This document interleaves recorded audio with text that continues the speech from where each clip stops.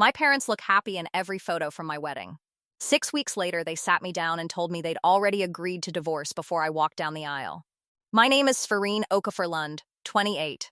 I got married on a Saturday in June, in a garden venue my mother had helped me choose 2 years earlier, back when choosing it with her felt like the most natural thing in the world.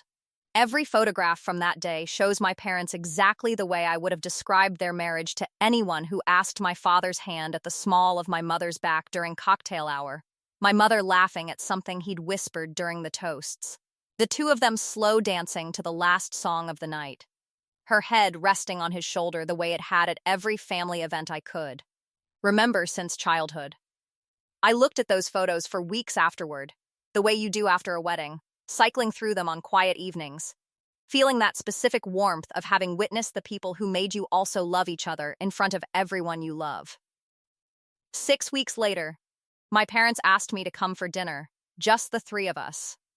No reason given, which should have told me something, because my parents don't typically request dinners without reasons.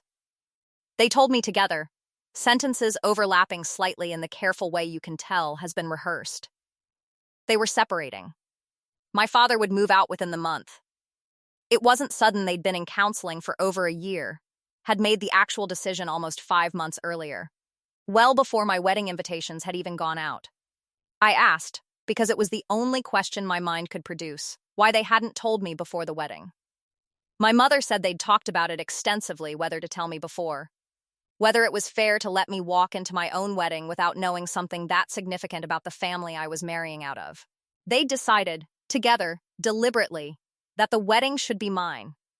That if I knew, even for a single day, I would spend the entire event watching them instead of living my own life, scanning their faces for cracks, performing gratitude for a marriage I now knew was already finished. They didn't want to hand me that.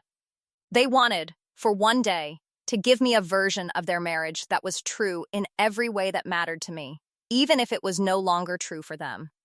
My father said something that has stayed lodged in me since, that the love in those photographs wasn't fake. That 31 years of marriage doesn't become a lie just because it's ending. That he did whisper something that made my mother laugh during the toasts, and it was funny, and he meant it, and none of that stopped being real, just because they'd already decided, months earlier, that this chapter was closing. He said they weren't performing happiness for the cameras. They were simply still capable of loving each other in the specific, contained way two people can love each other, even while grieving the end of something larger, and that grief and love were not mutually exclusive, any more than forgiveness and consequences are, any more than most of the complicated things in a family ever turn out to be simple. I understood, intellectually, almost immediately, what they had tried to give me. A wedding day uncomplicated by their unraveling. A set of photographs I could look at for the rest of my life without an asterisk. A version of the story where my parents' marriage, whatever became of it afterward, got to end on a note that included dancing with their daughter, instead of ending mid-crisis, mid-argument, mid-something ugly enough that it would have colored every frame. But understanding it and feeling it were two different things, and it took me longer than I expected to stop feeling something quieter and sadder, underneath the gratitude, the realization that I had spent the single most significant day of my adult life, surrounded by the appearance of something that no longer existed. That when I looked at my mother's head on my father's shoulder during that last slow dance, I was watching two people who had already agreed, months before, that this was one of the final times they would ever do this.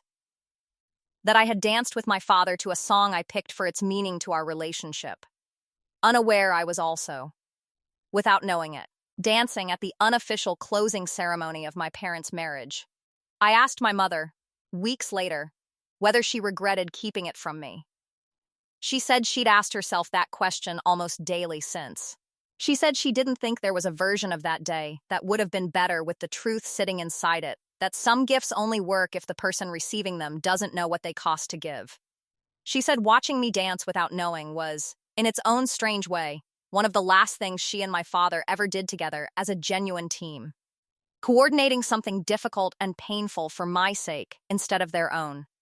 I've made peace with it, mostly, in the uneven way you make peace with something that was never really about you, but happened to land directly on top of you anyway.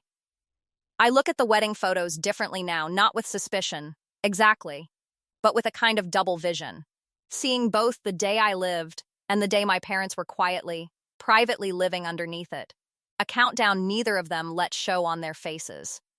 I think, if I'm honest, that's the most accurate photograph of my family I've ever owned. Two things being true at once, neither one canceling out the other, captured in the same frame without either of us fully realizing it at the time.